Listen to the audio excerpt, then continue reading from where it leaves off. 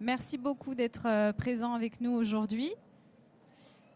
Alors effectivement, si vous êtes là, c'est que vous aussi, vous vous posez la question de vous lancer dans l'entrepreneuriat. Chaque année, vous êtes de plus en plus nombreux à vous poser cette question. Vous êtes peut-être même déjà avancé dans votre projet.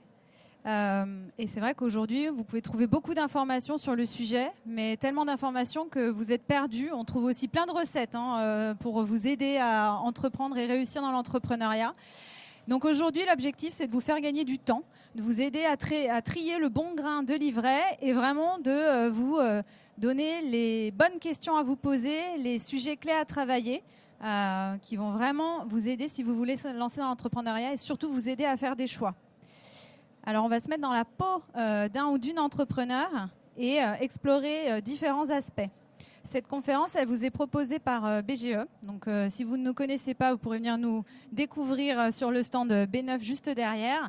En 2 mots, notre métier depuis 45 ans, c'est de conseiller et former les entrepreneurs futurs ou installés à quelle que soit l'étape de votre projet, depuis vraiment l'idée jusqu'au développement de l'entreprise, et notamment en vous conseillant et en vous formant, en vous transmettant les savoir-faire qui vont vous aider à être autonome et à pouvoir prendre vos décisions, faire vos choix tout au long de votre vie entrepreneuriale. Donc juste pour, voilà, BGE, c'est 550 lieux d'implantation partout en France et à peu près 70 000 personnes accompagnées, formées à l'entrepreneuriat chaque année. Donc évidemment, nous ne sommes pas seuls aujourd'hui pour vous parler d'entrepreneuriat. Donc avant de leur donner la parole, je vous présente les différents intervenants. Alors Sophie Jalabert, déléguée générale du réseau BGE. Marjolaine Pierra-Ferraille, déléguée générale du réseau Les Premières. Jean-Dominique Bernardini, directeur des partenariats de France Active. Et Émilie Morand, fondatrice et dirigeante d'Eau Saint-Aubin, un restaurant situé en Touraine qui a été lauréate en 2024 du Trophée de la reconversion et également lauréate du concours 101 femmes entrepreneurs. Alors pour rentrer tout de suite dans le vif du sujet, on voudrait commencer par évoquer et évacuer quelques idées reçues ou en tout cas répondre à des questions que vous nous posez quasiment systématiquement quand vous venez nous parler de vos projets entrepreneuriaux. Donc la première question, non c'est pas celle-ci, oui, que donc je pose à Sophie. Est-ce qu'il y a un portrait type, un portrait robot d'entrepreneur qui réussit ? Non. Voilà, question suivante. Non. Très sérieusement, on a tous des volumes d'activité extrêmement importants. Et ce que nous disent toutes nos équipes, alors BGE, c'est 1350 collaborateurs, donc il y a un peu de monde qui bosse dans les territoires. Et souvent, quand ils voient un groupe arriver, c'est plus fort qu'eux, ils disent celle-ci et celui-là, ils vont créer. Et après un parcours de réflexion, de mise en doute et de mise aussi en potentiel, mais c'est jamais ceux-là qui passent à l'acte. Voilà. Et nous, on a des stats qui montrent que non, il y a un environnement dans lequel il n'y a pas de déterminisme, c'est bien l'entrepreneuriat. Et ce n'est pas parce que vous êtes Bac+5 avec du réseau et des financements que vous réussirez. Et ce n'est pas parce que vous êtes plutôt dans une situation de précarité que vous ne réussirez pas. C'est beaucoup plus complexe. En revanche, ce n'est pas pour tout le monde. Tout le monde a une chance, mais une majorité d'entre vous n'iront pas au bout parce que c'est des processus complexes et qui demandent une implication absolument totale. Voilà. Et on reparlera après des conditions. Et alors, est-ce qu'avoir une bonne idée et être super motivé, est-ce que ça suffit pour se lancer ? C'est pas mal, c'est indispensable, mais il y a un sujet souvent que vous occultez, je suis sûre qu'on va en reparler après, c'est les clients. Donc vous avez des produits ou des services qui vraiment souvent vous passionnent, vous avez envie d'être indépendant, donc vous projetez votre vie, mais souvent vous oubliez les clients. Et une entreprise, c'est d'abord des clients. Et ça, on va en reparler également. Et enfin, aussi, la question, évidemment, que vous vous posez, c'est est-ce qu'il y a des secteurs dans lesquels, aujourd'hui, c'est plus porteur d'essayer de lancer son entreprise ? Bien sûr qu'il y a des secteurs porteurs. Cependant, il y a des gens qui sont sur des secteurs porteurs et qui échouent. Et il y a des gens qui se positionnent sur des secteurs saturés et qui réussissent. Donc, le sujet, c'est travailler avec vous sur la viabilité de votre entreprise, sur la maîtrise de votre zone de chalandise, sur la maîtrise de votre clientèle. Et aujourd'hui, quand même, ce qui est intéressant, parce que je pense que la plupart des gens qui sont là devant nous, vous avez pour projet, en tout cas au début, de monter une petite entreprise, ce qu'on appelle une TPE. Et ces entreprises, aujourd'hui, ce sont celles qui créent de l'emploi en France. Les entreprises de plus grosse taille détruisent de l'emploi. Et celles qui, aujourd'hui, sont dynamiques, créent de l'emploi, créent du service dans les territoires, ce sont ces petites entreprises. Voilà. Donc, ce qui est plus intéressant, c'est de voir le projet, le territoire et la clientèle plutôt que le secteur. Mais, et je le dirai qu'une fois là, si vous avez envie de vous installer, par exemple, dans les métiers du bien-être et notamment naturopathe, ce sont des secteurs hyper saturés et sur lesquels on a une clientèle qui n'a plus les moyens souvent d'acheter la prestation. Donc voilà, je vous le dis parce qu'on a souvent des collectifs qui ont des envies très fortes sur ces métiers du bien-être. On attire un petit peu de vigilance sur le nombre d'immatriculations par an sur ce type de secteur. Donc voilà quelques-unes des idées reçues qu'on peut voir souvent et sur lesquelles vous vous posez des questions. Mais donc le sujet, il est surtout de voir quels sujets sont incontournables et qu'il faut travailler quand vous voulez créer une entreprise. Donc c'est de ça dont on va parler, et notamment justement en continuant un peu sur cette idée, quelles sont les fausses bonnes idées qu'on peut avoir, et en tout cas les écueils à éviter quand on veut travailler son projet d'entreprise. Pour ça, le mieux, c'est quand même aussi d'en parler avec une entrepreneur. Alors ce qu'on va faire là avec nos 3 intervenants, c'est qu'on va les laisser aussi se présenter leurs activités, et puis on va parler un peu de c'est quoi les écueils. Donc Émilie, elle a monté un truc hyper dur, je vais un peu juste parler à ta place 10 secondes. Elle a monté un restaurant.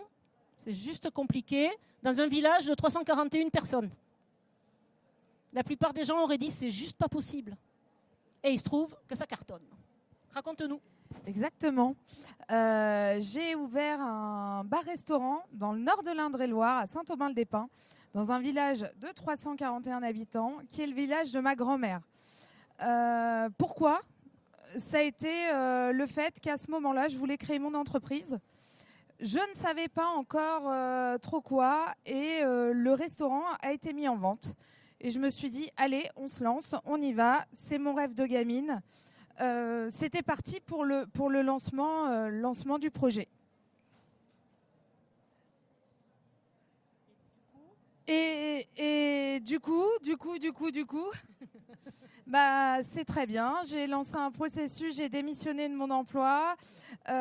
J'ai commencé à m'inscrire à France Travail et on m'a dirigée vers la BGE pour monter mon projet, qui n'a pas été très facile au début parce que je pensais que je pouvais tout faire toute seule. Et ce n'était pas le cas du tout. J'ai dû trouver des partenaires en qui j'avais confiance, et aussi monter mon projet. Et ça n'a pas été simple, mais j'y suis arrivée grâce à la BGE. Oui, enfin, surtout grâce à elle. Enfin, voilà, on va pas se tromper de priorité. 4 emplois créés 4 emplois créés, 90 couverts tous les jours minimum, et une possibilité de développement qui est énorme actuellement. On a fait x3 sur le prévisionnel et on pense rembaucher très vite et peut-être ouvrir un 2e établissement. Donc là, il y a un sujet de potentiel, de risque et d'ambition. Je rebondis un peu sur les propos. Parfois, vous venez un peu à minima, en disant je vais faire à minima et comme ça je ferai petit à petit. C'est pas toujours la bonne solution. Marjolaine, oui, tu veux continuer? C'est vrai qu'en tant que femme, on pense toujours petit. Alors voilà, on se dit qu'on va pas y arriver, mais alors on voit toujours le négatif, le verre à moitié plein. On a toujours peur de pas réussir et de pas y arriver alors qu'on est super forte. Voilà. Mais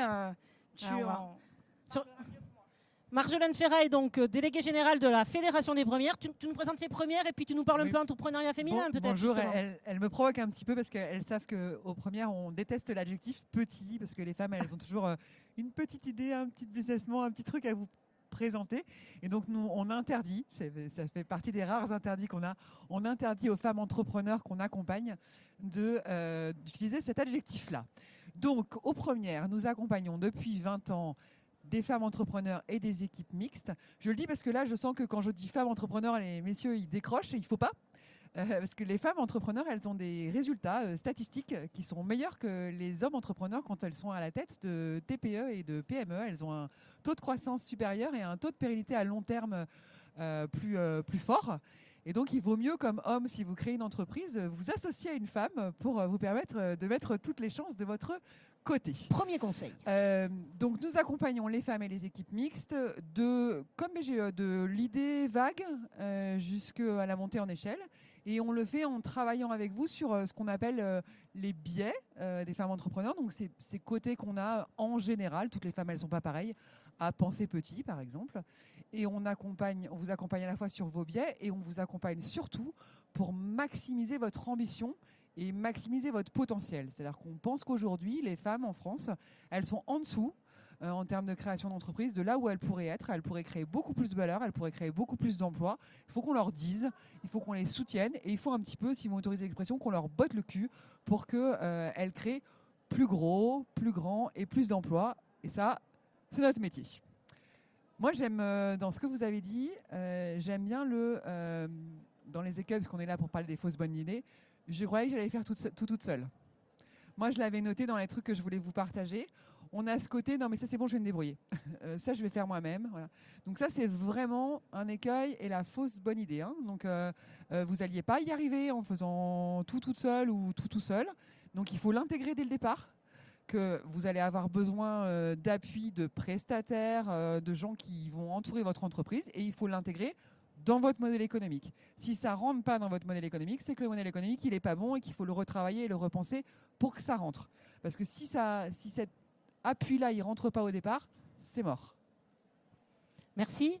Si tu viens passer le micro à ton camarade, on est aussi très heureux d'avoir Jean-Dominique Bernardini du réseau France Active, qui est un financeur important de l'entrepreneuriat en France.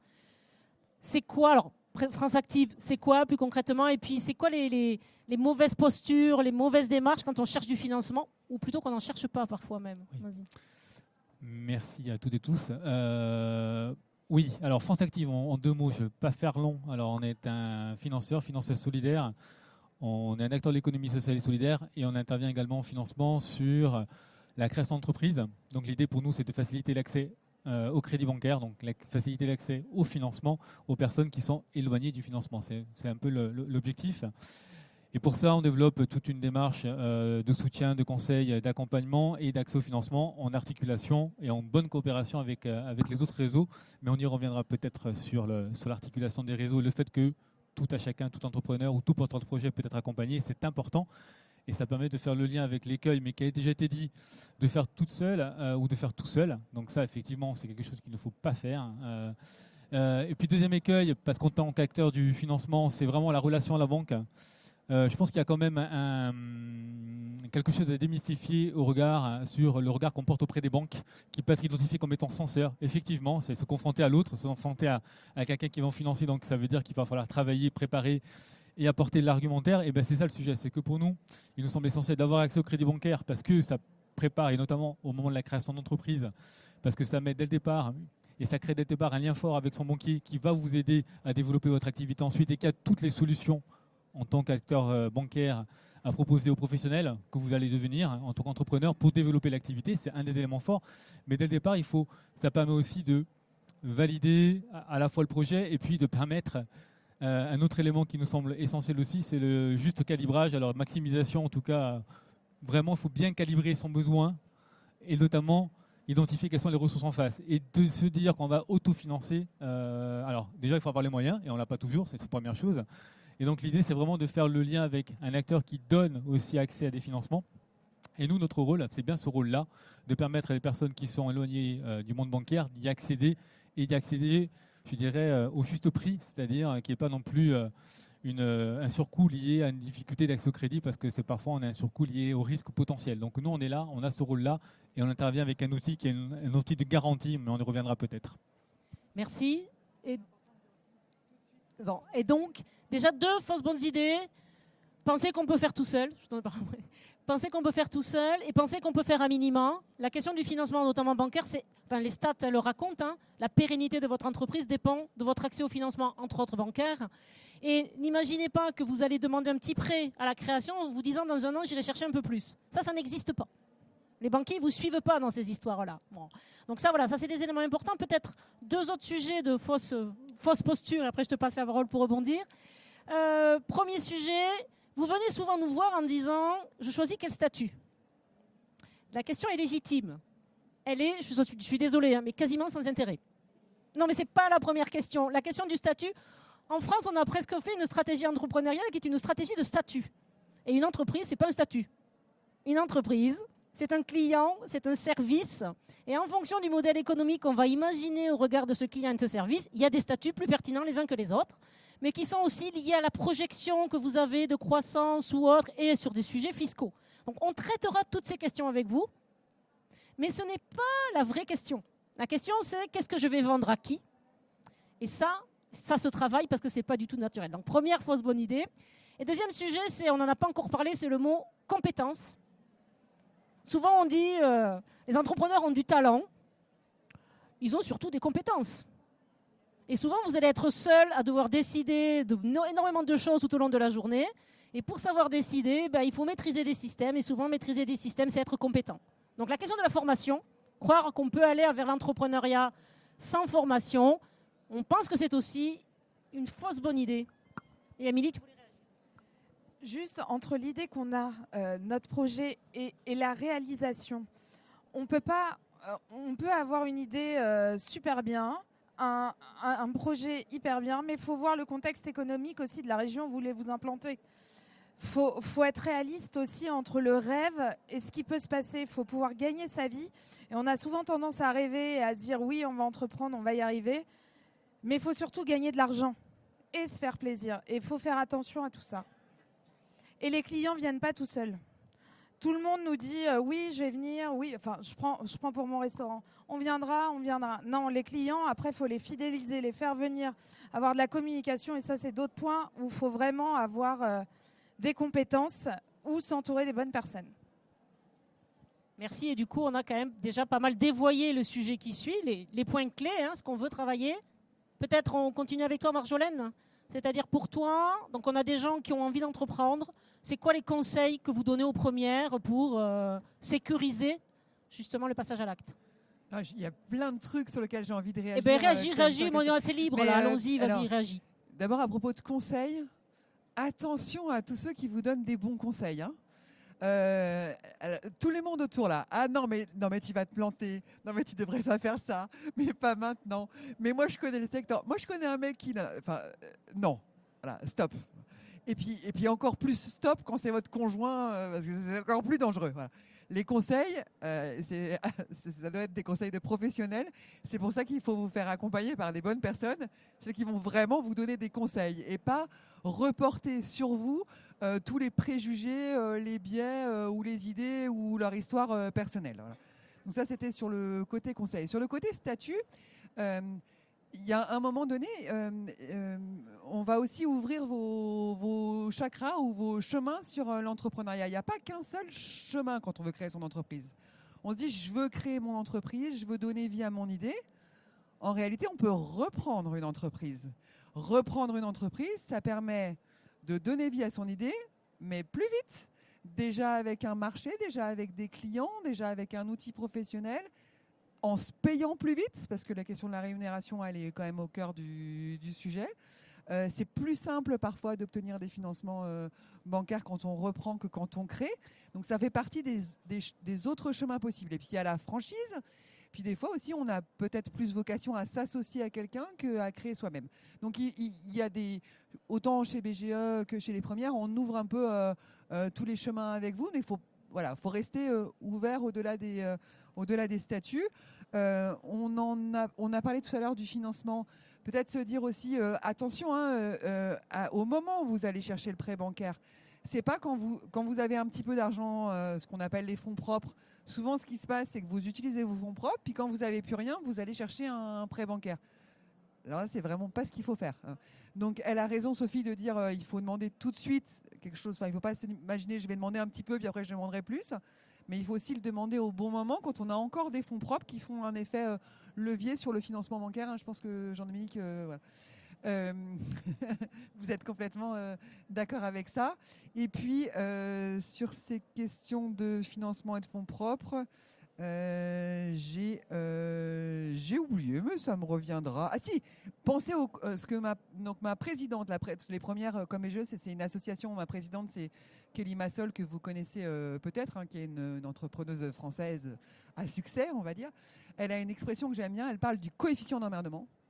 Donc c'est intégré dès le départ que vous allez avoir des problèmes, vous allez avoir des difficultés, il y a plein de choses qui ne vont pas se passer comme prévu, il y a des gens qui vont vous claquer dans les pattes, qui vont être en retard, il y a de l'argent qui ne va pas rentrer.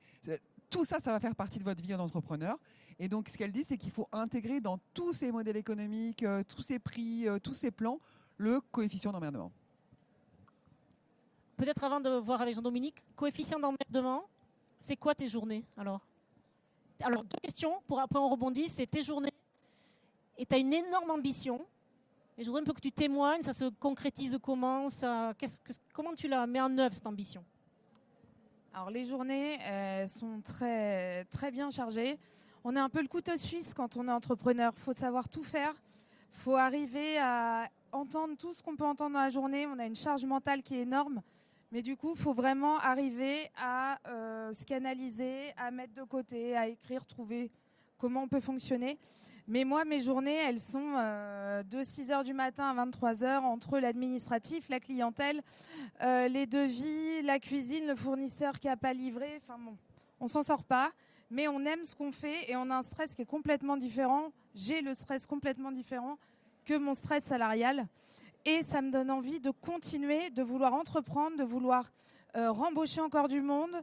Je suis actuellement à 4 emplois. Je veux aussi développer et pourquoi pas racheter un autre établissement et sur le long terme accompagner avec l'aide de différentes associations, BGE, peut-être les premières dans la région, France Active ou autres, dans les zones rurales, les petits commerces et les entrepreneurs qui souhaitent, comme moi, pouvoir vivre de leur passion et de l'entrepreneuriat. Je rebondis juste sur le dernier point. Trop souvent, vous mettez très longtemps à vous payer. Alors, donc au début, vous allez pouvoir vivre parfois avec les allocations chômage quand vous en avez. Mais c'est une question qu'on pose beaucoup à BGE, qu'on travaille beaucoup avec vous. Combien vous espérez gagner?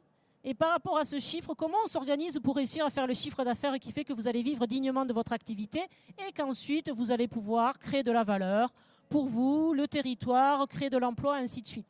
Mais cette question, elle est cruciale et vous devez la regarder froidement. C'est-à-dire que nous, notre job, c'est pas toujours confortable, mais c'est de vous embêter.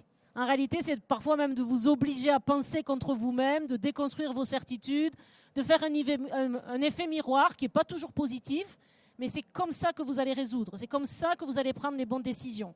Et je reviens sur ce mot qui est vraiment hyper important. Vous allez passer votre temps à décider. Et ça... on n'a pas tous eu des carrières qui fait qu'on a été en position de décider tout au long de la journée, prendre des décisions qui engagent le modèle économique, engagent plein de choses. Donc ça, nous, on vous aide à vous projeter dans ces histoires de vie et de vous dire, est-ce que c'est mon histoire de vie? Parce qu'on a des gens qui peuvent avoir une super idée, une super vision de la clientèle, mais en réalité, ils ne seront jamais chefs d'entreprise. Parce que le stress, la pression ou l'envie, ce n'est pas leur histoire. Voilà. Et comme disait Marjolaine, des fois, aller chercher un associé, c'est aussi trouver la force, le complément qui permet de passer à l'acte là où vous, parfois, vous vous trouvez bloqué. Et ça n'a rien d'extraordinaire. Passer d'une vie de salarié à une vie d'entrepreneur, c'est une transformation énorme dans votre vie professionnelle et souvent familiale. Et donc, on vous amène à... Bien sûr, on travaille le modèle économique avec vous, c'est central, mais on travaille aussi l'impact de ce nouveau projet de vie. Et je reviens sur ce leitmotiv qu'on entend souvent, c'est « je veux être indépendant ». C'est super, c'est un projet de vie, ce n'est pas un projet économique. Donc nous, on va vous embêter. On va vous dire « ok, vous êtes indépendant, on comprend, c'est une dynamique, c'est super. Alors comment on fait d'un projet économique, d'un projet de vie? Parce que sinon, vous allez être super déçus. Et donc, notre enjeu, c'est de pouvoir travailler avec vous à votre réussite. Et donc, toutes les questions qu'on va vous poser, tout ce qu'on va remettre en cause, c'est pour s'assurer que vous allez être en position de réussir, c'est-à-dire de générer du chiffre d'affaires. Hein. C'est ça la question, ce qui n'empêche pas d'avoir une colonne de valeur hyper forte. Hein. Les entrepreneurs qui savent raconter leurs produits, leurs services par rapport à une colonne de valeur, comme le fait Émilie. Hein. Elle reprend un restaurant du village de sa grand-mère pour créer un lieu de vie. Enfin, il y a une histoire. Il y a une histoire et il y a une utilité sociale très très claire à ce qu'elle fait. Mais l'utilité sociale ne masque pas la nécessité économique. Et c'est quand vous arrivez à adjoindre ces deux visions, hein, plus mon envie personnelle, que le projet entrepreneurial prend forme. Et c'est ça que vous travaillez dans nos types de structures. Voilà. Mais vraiment, on attire votre attention là-dessus parce qu'on voit trop de gens qui ont fait des recherches sur Internet et avec l'intelligence artificielle, qui se font générer un BP, un business plan, par l'intelligence artificielle, mais qui ne savent pas incarner leur projet du coup, parce que les chiffres qu'ils ont dans leur business plan, ils ne le maîtrisent pas. Et si vous voulez, il faut qu'on convainque. Un entrepreneur, ça convainc des clients, des partenaires bancaires, des partenaires fournisseurs. Et convaincre, c'est vraiment maîtriser les données types de son projet. Et là, je passe la parole aux financeurs. Les données types du projet, France Active. C'est quoi vos critères, France Active, aussi de choix? Comment on raconte un projet qui tient la route et qui vous financeurs, vous donne envie d'y aller? Alors, le premier élément, c'est quand même cette capacité à connaître son sujet, à connaître son métier. Donc il y a vraiment un élément fort là-dessus, c'est cette capacité à connaître, à comprendre. Et je rejoins ce qui a été dit, se dire, effectivement, avoir cette capacité à être dans l'écoute et à entendre ce que disent les autres, et notamment des partenaires qui sont là pour aider, en fait. L'idée, c'est pas de remettre en cause ou de taquiner ou d'embêter pour dire ça va pas fonctionner. Non, si on remet en cause, si on interroge, si on re-questionne et on fait retravailler souvent ce que disait Sophie, le business plan, oui, on les refait retravailler parce qu'on a un enjeu à faire en sorte que le projet sur lequel on va vous accompagner, qu'on va financer, mais qu'on va vous accompagner, il soit viable. L'objectif, c'est qu'il soit viable. Et donc, il y a un enjeu de rémunération qui nous semble essentiel. Nous, on accompagne des personnes en situation de précarité. L'idée, c'est d'accompagner des porteurs de projets qui deviennent entrepreneurs, qui se rémunèrent ensuite. Donc, il y a un enjeu fort là-dessus. Donc, il y a vraiment cette capacité à réinterroger à la fois le projet, la manière dont la personne aborde le projet. Et puis s'il faut dire non, on peut dire non aussi. Hein. L'idée, il faut savoir dire non. Voilà, c'est ça aussi, on a cette volonté-là, cette capacité à le faire. Après, on a une ambition en France Active, on est un acteur du financement. Vous l'avez dit, Amélie, les journées sont très denses, on ne peut pas être spécialiste de tout. Et nous, on se dit que si on a réussi quelque chose dans le passage et dans l'accompagnement qu'on peut proposer, c'est de faire en sorte que le chef d'entreprise ou la chef d'entreprise ou l'entrepreneur, lorsqu'il sera vraiment dans le dur, lorsqu'il aura ses journées très complètes, et ce n'est pas non plus de 8h, 17h, on est bien d'accord, qu'il ait quand même quelques réflexes assez simples, notamment sur quelques indicateurs financiers, qui doivent alerter. Donc nous, quand on accompagne un porteur de projet ou une porteuse de projet, on est vraiment sur des indicateurs forts, notamment des éléments de besoin en fonds de roulement. Si vous nous voyez, si vous travaillez France Active, on va beaucoup parler de trésorerie, de besoin en fonds de roulement, parce que ce sont les éléments essentiels qui nous semblent importants à connaître. Vous n'allez pas devenir des experts du financement ou des experts financiers, ce n'est pas le sujet. C'est d'avoir quelques indicateurs forts qui vont vous permettre, au moment où vous serez chef d'entreprise, d'avoir les bons réflexes et effectivement d'alerter ou pas, ou d'identifier si l'entreprise fonctionne plutôt. Donc c'est vraiment cette logique-là qu'on essaie de travailler avec cet enjeu aussi d'aborder l'ensemble du spectre, c'est-à-dire l'environnement, le positionnement et les moyens associés à cet environnement. Donc, ce que l'a dit Sophie tout à l'heure, il faut commercialiser, il faut avoir un marché quelque part, il faut vendre. Donc, c'est le principe de quand on est chez l'entreprise. Donc, ces enjeux-là, nous, on les travaille énormément. Et après notre objectif, c'est de faciliter l'accès au crédit bancaire. Et je dis encore une fois, l'idée, c'est pas de griller toutes ces ressources que l'on a au démarrage, c'est pas le but. Et je reviens encore une fois, l'idée c'est de bien calibrer, de bien évaluer pour qu'on fasse appel au crédit bancaire, mais là aussi un crédit bancaire qui réponde aux besoins, qui ne soit pas surévalué ou sous-évalué. Et ce n'est pas forcément mieux, comme l'a dit Sophie tout à l'heure, de le revoir le banquier au bout d'un an, ça pose parfois quelques questions. Merci. Peut-être 2-3 réactions, puis on fait un mot de la fin, et puis on passera aux questions-réponses. Des sujets, quand on veut créer sa boîte, souvent on est dans un projet personnel. Et donc, il y avait marqué à un moment, il faut savoir s'entourer. Il faut savoir coopérer aussi. C'est-à-dire que vous pouvez essayer de conquérir des marchés à plusieurs. Et le fait de coopérer, vous n'allez peut-être pas pouvoir créer de l'emploi tout de suite, mais coopérer, ça ouvre beaucoup de possibilités. Donc voilà, je vous poste cette idée-là d'aller chercher des marchés avec d'autres entreprises de votre secteur. C'est hyper vertueux. Et nous, quand on regarde de la data, on voit que ça a des effets hyper vertueux. Autre petit point peut-être de vigilance. Souvent, c'est ce que tu as fait, c'est des reconversions professionnelles, créer sa boîte, c'est-à-dire que vous allez tout à fait dans un autre secteur. Or, il se trouve que les entrepreneurs qui ont une expérience du secteur vont plus vite que les autres, que ceux qui n'avaient pas d'expérience du secteur et souvent vont plus loin. Donc, on vous invite à aller faire des stages en entreprise. C'est-à-dire que si vous changez de secteur, allez découvrir ce secteur d'activité, comment fonctionnent les fournisseurs, qui sont les clients. Donc, allez vous confronter concrètement par un stage, par exemple, au secteur que vous avez choisi. C'est hyper vertueux. Et puis, dernier point, en tout cas à BGE, les gens, donc on a, Anne-Gaëlle l'a dit tout à l'heure, on a environ 65 000 personnes chaque année, enfin 120 000 personnes qui viennent, 65 000 qui vont faire un parcours d'accompagnement, formation pour décider s'ils vont ou pas y aller. Et ça n'est 1 sur 3 qui y va, ou 1 sur 3.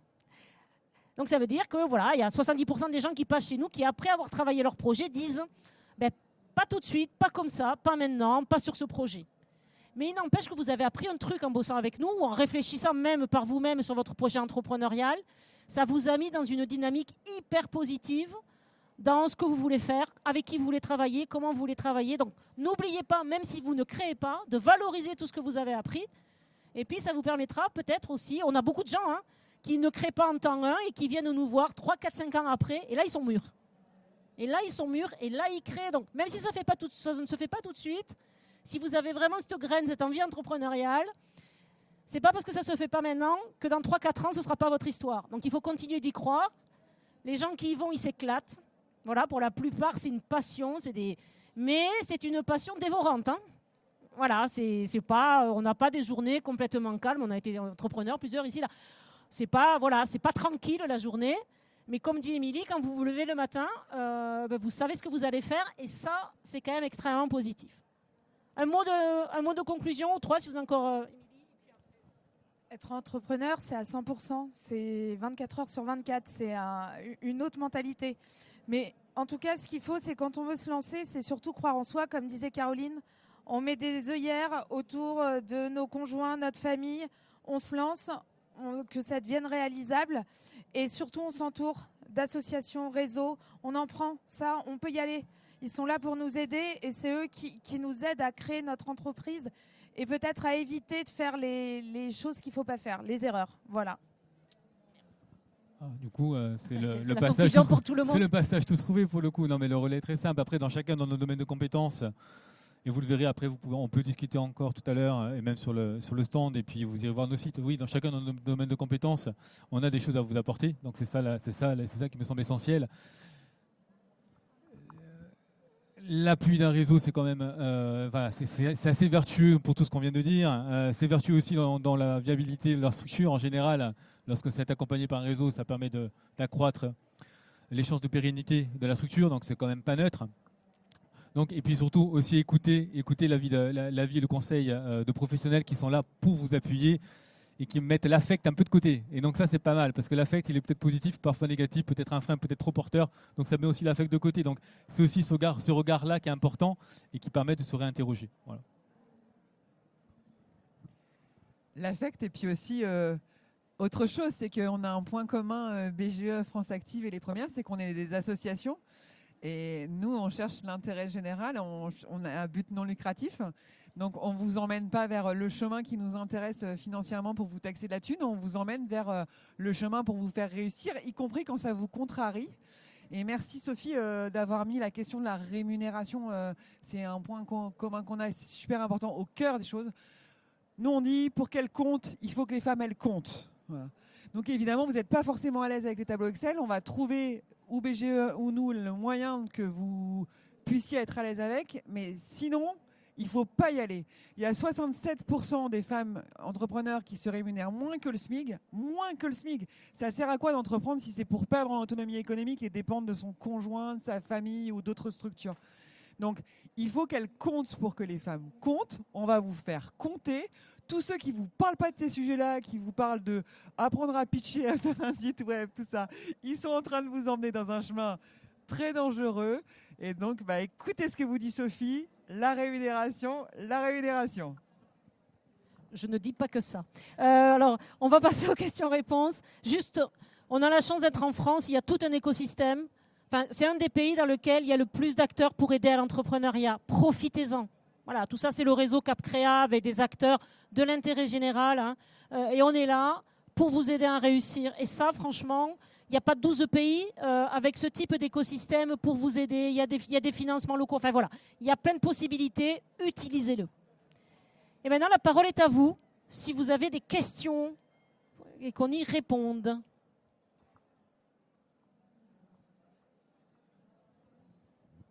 Non, on a été ou très clair ou inintéressant. On ne va pas vous faire voter sur les deux possibilités. Il faut que vous parliez dans le micro pour que vos camarades vous entendent. On avait parlé des statuts. Quel statut choisir justement? Madame veut savoir quel statut choisir. Vous voulez savoir quel statut choisir? Vous voulez que je me répète? Non, on ne sait pas répondre à cette question, madame. Ce qu'on a besoin de faire avec vous, c'est qu'est-ce que vous voulez vendre à qui? Avec quelles zones d'analyse? Quelle est la stratégie prix? Et quand on a posé tout ça, on va commencer à poser le modèle économique de l'entreprise. C'est-à-dire quel est le chiffre d'affaires prévisionnel qu'on peut imaginer, à quelles conditions. Et quand on aura posé ces chiffres, on vous dira, ce statut est hyper pertinent parce qu'il est adapté à votre modèle économique, à votre chiffre d'affaires prévisionnel. Quelqu'un qui commence à vous dire, je vais vous installer un micro. C'est un peu comme les margoulins dont parlait tout à l'heure Marjolaine, pardon. On ne peut pas vous dire ça tout de suite comme ça. Ça se bosse. Et c'est vraiment le sujet qu'il faut bosser. Et donc, on parle du modèle économique. Et après, on verra le statut. C'est une vraie question hyper importante. Mais du coup, on est omnibilé en France par le statut. L'entreprise n'est pas qu'un statut. Voilà. C'est bien d'autres choses. Et nous, ce qu'on veut, c'est travailler avec vous toutes ces autres choses. Et bien sûr qu'on répondra à la question du statut. Mais sans mieux vous connaître et votre projet, je ne sais pas répondre.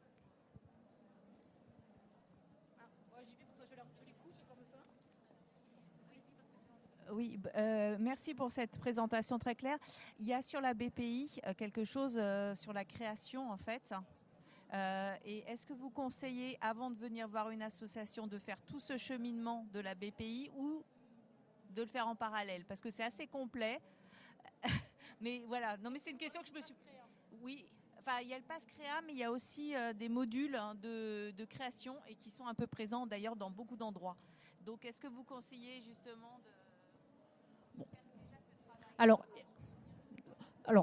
il y a plusieurs choses. Donc oui, BPI France, qui est la Banque publique d'investissement, a un environnement qui s'appelle Mon Pass Créa, dans lequel, d'abord c'est très utile parce que vous allez avoir accès à toutes nos structures. Donc vous mettrez votre adresse et vous saurez, en fonction de vos besoins, accompagnement, financement ou autre, vous aurez tout le carnet d'adresse de la structure en proximité. Donc pour ça, c'est hyper utile.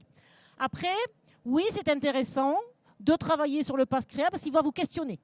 Et ça vous permet de venir chez nous avec déjà des idées de réponse à ce type de questions. Mais ce n'est pas indispensable. Alors, je vais revenir, on est habitué à vous recevoir. On a des gens qui viennent nous voir, nous, à BGE, en disant « j'ai envie ».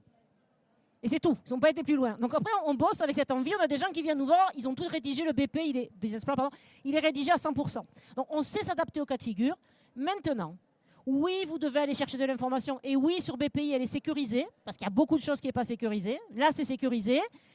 Et oui, même si on est d'intérêt général, vous devez nous challenger. Enfin, je veux dire, nous mettre en compétition, choisir.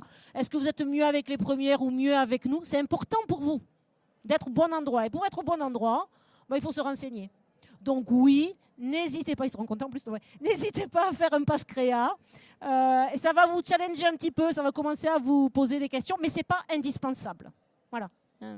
C'est un peu comme, c'est déjà pris comme publicité, mais c'est un peu venez comme vous êtes, et nous on saura faire. Voilà. Et moi j'ajoute très bien aussi, c'est un peu aussi quand vous avez des avertissements, parfois ne faites pas ça seul chez vous. Parfois, donc moi j'aime beaucoup le site Pass Créa, qui est effectivement un outil très chouette pour se questionner, pour voir tout ce qui existe, pour s'interroger et tout. Parfois, il y a des trucs qui traînent où on vous invite, où vous pourrez vous laisser croire que vous pouvez faire tout seul. Voilà, ça c'est plus le côté, donc attention, ne faites pas ça chez vous sans surveillance. Voilà. Mais bon, c'est très bien pour vous interroger, pour apprendre, pour vous tester. Et c'est très bien pour un certain nombre de gens. Mais nous, on aime bien la diversité. Effectivement, on aime bien vous prendre comme vous êtes et s'adapter à qui vous êtes. Et ça, c'est pas un site web qui le fait, en tout cas pas aujourd'hui. Et pour qu'il n'y ait pas d'ambiguïté, on fait tous ici partie d'un collectif qui s'appelle Cap Créa et qui est copiloté avec BPI. Donc on est très intégré, voilà, on est très intégré dans la stratégie BPI. Aime, ils nous financent, on travaille avec eux, donc tout va bien. Voilà.